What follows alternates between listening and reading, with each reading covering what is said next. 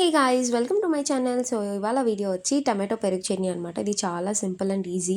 And నేనైతే నా PG రూమ్లో ఎక్కువసార్లు చేసుకుంది ఇదే.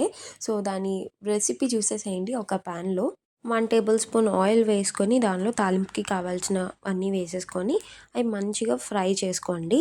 సో అవి మంచిగా ఫ్రై అయ్యాక దానిలోకి పచ్చిమిర్చి అండ్ కరివేపాకు యాడ్ చేసుకోండి. సో ఇవన్నీ కూడా మంచిగా ఫ్రై అయ్యేదాకా ఫ్రై చేసుకొని సో దీన్నైతే పక్కకు పెట్టేసుకోండి. ఒక కప్‌లో దేనిలోకో. అదర్‌వైజ్ లేదా దీనిలోనే టమాటో కర్రీ కూడా చేసేసుకోవచ్చు. నేనైతే పక్కకు సెపరేట్ చేసుకొని టమాటో కర్రీ చేసుకుంటున్నా. మళ్ళా 1 టేబుల్ స్పూన్ యాడ్ చేసుకొని దానిలో కరివేపాకు అండ్ ఆనియన్స్ యాడ్ చేసుకోండి.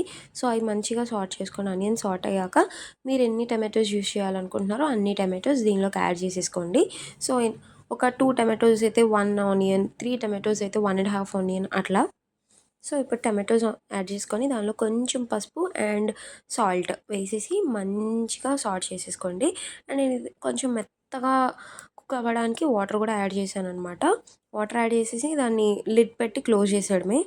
సో సైడ్లో పెరుగుని మంచిగా విస్క్ చేసుకోండి, వాటర్ అది లేకుండా. సో విస్క్ చేసుకొని పక్కకు పెట్టేసుకోండి. సో ఇప్పుడు ఒక 5 to 6 మినిట్స్ అయినాక ఇలాగ మనకి టమాటోస్ గుజ్జులాగా కుక్ అయిపోతాయి అనమాట. దానిలో 1 టేబుల్ స్పూన్ కారం వేసి నేను ఇలా ఈ పప్పు గుత్తితో మంచిగా స్మాష్ చేసుకుంటున్నాను. టమాటోస్ అవన్నీ మంచిగా స్మాష్ అయిపోవడానికి. సో ఇట్లా చేసుకున్నాక మనకి కర్రీ కుక్ అయ్యే కొద్దీ ఇలా దగ్గరకు వస్తుంది, మంచిగా స్మాష్ అయిపోతుంది. సో ఈ కన్సిస్టెన్సీ మనకు వచ్చినాక మనం మంచిగా చల్లారబెట్టేసుకోవాలి.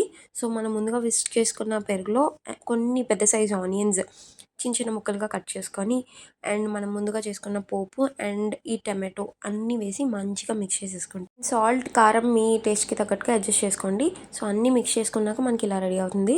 టేస్ట్ అయితే చాలా యమ్ ఉండిద్ది. సో ఈ వీడియో మీకు నచ్చితే మీరేం చేయాలి? Like, share and subscribe and bell కొట్టండి.